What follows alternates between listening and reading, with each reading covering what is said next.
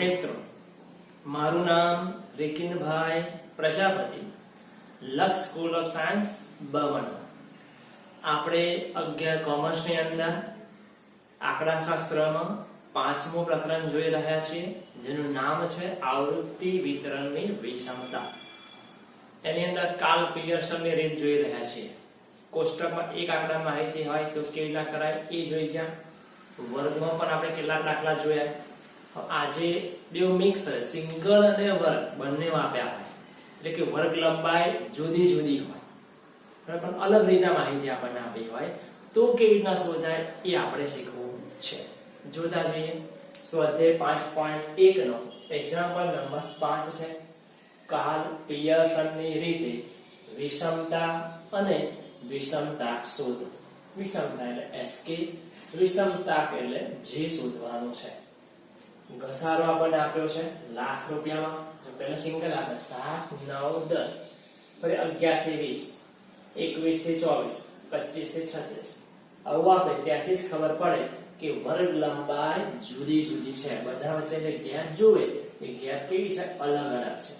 જ્યારે આવું અલગ અલગ હોય તો આપણું મેઇન સૂત્ર જેનું તમારે આવે 3x બાર માઈનસ m ભાગ્યા s.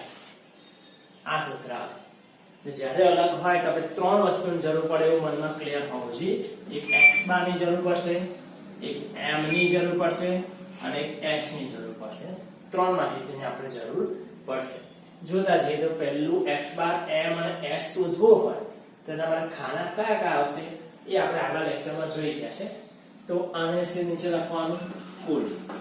બીજું ખાનું કંપની હોય એટલે આવૃત્તિ, એ આપણે એને કહી દઈશું m. આનો સરવાળો કરો એટલે એને આપણે કહેવાય n. સરવાળો તમારો આવશે 38. હવે આને આધારે આપણે શોધાશે મધ્ય કિંમત. મધ્ય કિંમત એટલે x. હવે જે મધ્ય કિંમતમાં આપણે જે સિંગલ આંકડા છે, સિંગલ નંબર છે, એની જ મધ્ય કિંમત આવે. એટલે કે 7 ની મધ્ય કિંમત 7000, 9 ની મધ્ય કિંમત 9000 અને 10 ની મધ્ય કિંમત 10000. પછી શું કરીશું? જે બે નંબર છે એ બે નો સરવાળો કરવાનો, એને 2 વડે ભાગવાનો. એટલે કે 11 + 20 ભાગ્યા 2 15.5. 21 + 24 ભાગ્યા 2 તો 22.5. 25 + 36 ભાગ્યા 2 તો 30.5. x ના ખાનાનો સરવાળો કરવાની જરૂર નથી એટલે ડેશ. જેવું x મળે એન પછી ખાનું આવશે તમારું d. d બરાબર આપણું સૂત્ર છે x - e. વર્ગ લંબાઈ જુદી જુદી છે એટલા માટે c આવશે નહીં અને બાદબાકી કરવી પડશે. તો અહીંયા 10 x ના ખાનામાંથી આપણે a ધારવા પડે. 6 સંખ્યા છે, 15.5 ધારો તો પોઈન્ટમાં બધા જવાબ આવશે. એના કરતા સરળતા માટે આપણે ઉપર 10 ધારી લઈએ. 10 ને આપણે કહી દઈશું a. હવે સૂત્ર છે x - a. એટલે આ બધી સંખ્યામાંથી a એટલે કે 10 બાદ કરવાના છે બધામાંથી. પહેલું x લેવાનું એટલે 7 - 10 - 3, 9 - 10 -1, 10 - 10 એટલે 0, 15.5 - 10 5.5, 22.5 - 10 12.5, 30.5 - 10 20.5. ખાલી d નું પણ ટોટલ કરવાની જરૂર નથી. અને પછીનું ખાનું આવશે f અને d નો ગુણાકાર એટલે કે fd. આ f છે અને આ d, એ બંનેનો ગુણાકાર બીજા અને ચોથા ખાનાનો ગુણાકાર કરવાનો. ગુણાકારમાં એક સંખ્યામાં બે સંખ્યાનો ગુણાકાર થાય, એમાં એક સંખ્યાનો ગુણાકારનો નિશાની માઈનસ હોય તો જવાબ માઈનસ આવે, પણ બંનેની નિશાની માઈનસ હોય તો પ્લસ થઈ જશે. અહીંયા 2 અને 3 નો ગુણાકાર, પણ 3 જે છે એ માઈનસ છે એટલે માઈનસ આવે. 2 તાલી 6 અને નિશાની માઈનસ હોય. 3 એકા 3 નિશાની -3. 4 × 0 એટલે 0. 7 ગુણ્યા 5.5 38.5 12 ગુણ્યા 12.5 150 10 ગુણ્યા 20.5 205 સરવાળો કરો એટલે તમને સિગ્મા એફડી મળે. પહેલા શું કરવાનું, પ્લસ પ્લસ નું આપણે ટોટલ કરવાનું, વત્તા વત્તા નું ટોટલ કરો એટલે 38.5 વત્તા 150 વત્તા 205 નું આપણે ટોટલ કરીશું. ત્રણનું ટોટલ થશે તમારે 393.5 ઓછા ઓછા લખીને ઓછાનું ટોટલ 6 વત્તા 3 એટલે 9 393.5 માંથી 9 જાય એટલે 384.5 આવું આવશે. પછીનું ખાનું એટલે FD નો સ્ક્વેર. FD નો સ્ક્વેર એટલે આપણે શીખી ગયા FD ગુણ્યા D. આ FD નું ખાનું અને આ D નું ખાનું, આ બંનેનો ગુણાકાર કરવાનો. ગુણાકારમાં બે સંખ્યા હશે, બંનેમાં જો માઈનસ હોય તો જવાબ પ્લસ થઈ જશે. 6 ગુણ્યા 3 18, બંને માઈનસ છે એટલે જવાબ પ્લસ. 3 એકા 3 પ્લસ. 0 ગુણ્યા 0 એટલે 0, પછી 5.5 ગુણ્યા 38.5 211.75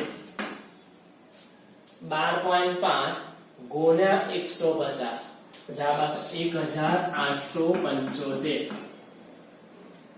20.5 ગુણ્યા 205 જવાબ આવશે 4202.5.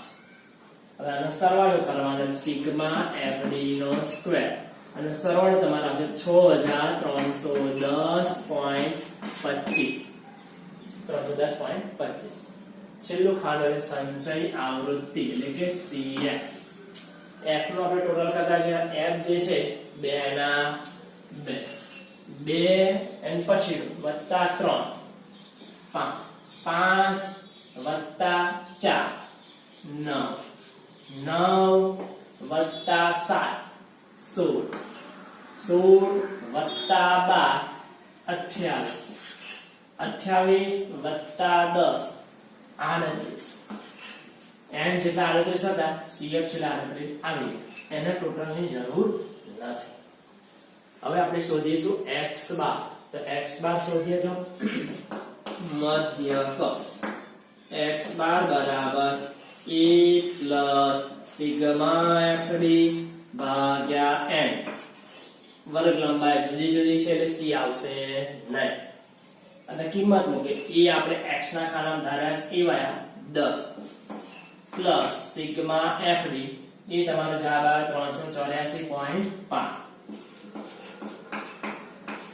ભાગ્યા n. n એટલે 38. 10 વત્તા 384.5 ભાગ્યા 38 કરવાનો 10.12. સરવાળો કરો એટલે 20.12. x બાર મળી ગયા. એની પાસે એકમમાં લખાશે તમારે દશાંશ લાખ રૂપિયા છે, અહીંયા પણ લખીશું લાખ રૂપિયા. લાખ. x બાર મળી ગયો મધ્ય. પછી શોધાશે m એટલે કે મધ્યસ્થ. મધ્યસ્થ શોધીશું. એ બે સ્ટેપમાં શોધાશે. પહેલું સ્ટેપ એટલે m બરાબર n/2 માં અવલોકનની કિંમત. અહીંયા વર્ગ આપેલા છે એટલે +1 લખાય નહીં. n એટલે 38 ભાગ્યા 2 માં અવલોકનની કિંમત. 38 ભાગ્યા 2 એટલે 19. 19 માં અવલોકનની કિંમત. 19 જે છે એ તમારે આવશે CF માં જોવાનું. તો CF માં 19 છે ને, તો 19 પછી શું આવે છે તો 28. 28 નો વર્ગ તમારે આવી જશે 21 થી 24. માટે તેનો વર્ગ 21 થી 24 થશે. હવે કોઈ દાખલો એવો પણ હોવાનો કે જેમાં સમજો 9 આગળ આવે. 9 આગળ તમે જોશો તો એનો જવાબ 10. ડાયરેક્ટ માત્ર 10 જવાબ આવી ગયો. ધારો કે આમાં 19 ને બદલે 9 છે અથવા 8 છે, તો 9 આગળ જોવું પડે. તેનો જવાબ 10. ડાયરેક્ટ 10 આવી જાય તો સીધો m બરાબર 10. આ એનો જવાબ થઈ જાય. ફરી આગળ મોટું સૂત્ર મૂકવાની જરૂર છે નહીં. કોઈ દાખલામાં આવું પણ આવી શકે કે જેમાં L વાળું સૂત્ર લખવાની જરૂર પડતી નથી. જો કે અહીંયા તો વર્ગ આવ્યો છે એટલે અહીંયા L વાળું સૂત્ર લખવું પડશે. પણ જો સિંગલ આંકડો ઉપર આવે તો આપણે L વાળું સૂત્ર લખીશું નહીં. જે જવાબ આવે ડાયરેક્ટ આપણે M કહી દઈશું. તો આ થઈ ગયું. હવે આપણે અહીંયા મોટું સૂત્ર મૂકવું પડશે. 21 થી 24 પણ જોઈ લઈએ તો અહીં 11 થી 20 છે, ફરી 21 આવી ગયા, અહીં 24 છે, અહીં 25 આવી ગયા, એટલે કે અનિવારક માહિતી છે. એટલે આગળ નામથી 0.5 બાદ થશે, પાછળ નામ 0.5 ઉમેરાશે. માટે વર્ગ સીમા બિંદુઓ આગળ નામથી 0.5 બાદ કરો એટલે 20.5 થી પાછળ 0.5 પ્લસ કરો એટલે 24.5 થશે. હવે આપણું મોટું સૂત્ર m બરાબર L વત્તા n/2 માઈનસ cf ભાગ્યા f ગુણ્યા c. સાદું આપો L એટલે આ જે વર્ગ સીમા બિંદુ આવ્યો અને આગળની સંખ્યા 20.5 પ્લસ n/2 આપણે કરે 37 ભાગ્યા 2 એટલે 19. cf એ cf ના ખાનામાંથી આપણને મળશે. આપણે 28 વાળું આ ધાર્યું છે એટલે ઉપર જે છે cf કહેવાય 16, તો cf આવશે 16 ભાગ્યા f. f તમારે આવશે 28 વાળી લાઈન જોવાની અને f ના ખાનામાં એ 12 આપણને આપેલા છે એ f ના ખાનામાંથી મળે, cf cf ના ખાનામાંથી મળે. પણ cf ઉપરની સંખ્યા લેવાય, જ્યારે f માં a ની એ જ સંખ્યા લેવાશે એટલે f આવશે તમારે 12 ગુણ્યા c. c માટે તમારે આ બે વર્ગ સીમા બિંદુ લેવાની 24.5 ઓછા 20.5 કરશો તમે તો તમારો જવાબ આવશે 4. બીજી બધાનો આપણે જોવાની જરૂર છે. આ જે વર્ગ આવે એ જ આવશે. m એકલામાં c આવે, બીજામાં c આવશે નહીં. 20.5 પ્લસ 19 ઓછા 16 એટલે 3. આ 4 ને ઉપર લઈ જઈએ ભાગ્યા 12. 20.5 પ્લસ 44 12 ભાગ્યા 12. 20.5 12 ભાગ્યા 12 એટલે 0 ના 1 આવે, ધ્યાન રાખજો. 12 ભાગ્યા 12 એટલે 1 તમારો. 20.5 પ્લસ 1 21.5 આ આપણને મળી ગયા n. તો હવે આ જે એકમ છે લાખ રૂપિયા, આપણે પાછળ લખી શકો તમે લાખ રૂપિયા. m મળી ગયા. હવે આપણે શોધીશું પ્રમાણિત વિચલન. તો એ શોધીએ પ્રમાણિત વિચલન.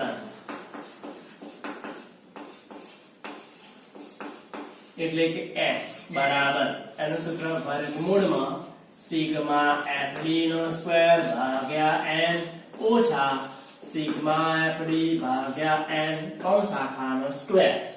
બાર c આવશે નહીં, કારણ કે વર્ગ લંબાઈ જુદી જુદી છે. ફક્ત m ના સૂત્રમાં જ આવશે.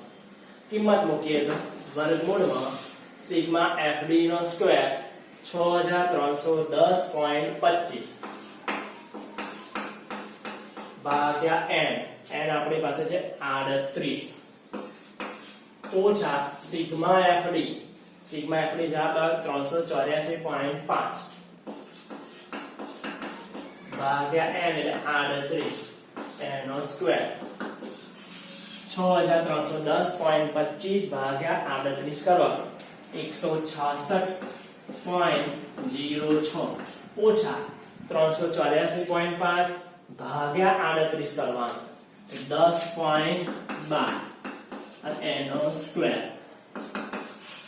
166.06 ઓછા 10.12 નો સ્ક્વેર એટલે 10.12 ગુણ્યા 10.12 એની સંખ્યા 2 વડે ગુણાશે તો 102.41 વર્ગમૂળમાં 166.06 ઓછા 102.41 કરીશું તમારો જવાબ આવશે 63.65 વર્ગમૂળ કરવાનું કેલ્સીમાં 7.98 લાખ રૂપિયા આપણને મળી ગયો s. વર્ગ નંબર જુદી જુદી હોય તો x બાર m અને s આ ત્રણ શોધવું પડે. તે શોધ્યા પછી હવે તમે સૂત્ર મૂકી શકો. મેઈન શોધવાનું છે આપણે પહેલું વિષમતા.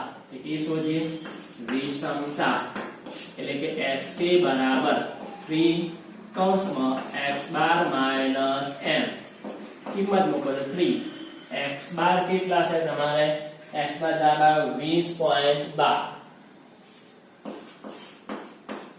ઓછા m m તમારે છેલ્લા 21.5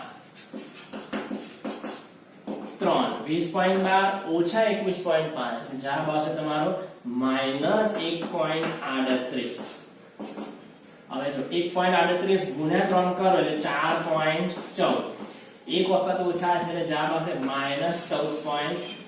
-4.14 લાખ રૂપિયા આ મળ્યું આપણને વિષમતા હવે આપણે શોધી કાઢીએ વિષમતાક એ શોધીએ તો વિષમતા એટલે કે જે બરાબર અંશમાં એનું 3x બાર માઈનસ m ભાગ્યા s કિંમત મૂકો તો 3 x બાર આપણી પાસે છે 20.12 ઓછા m એ શોધ્યા 21.5 ભાગ્યા s એ આપણે શોધ્યા 7.98 અને કિંમત ઉપરનું તો આપણે સાદું આપી છે જો 3 20.12 21.5 આપેલું છે ફાઇનલ જવાબ લખી કાઢો ચાલે ઓછા 4.14 ભાગ્યા 7.98 જવાબ માઈનસ માં આવશે 0.52 તમે એવું કે અર્થઘટન કરો તો જેનો જવાબ માઈનસ માં આવ્યો છે એટલે કહી શકાય કે આ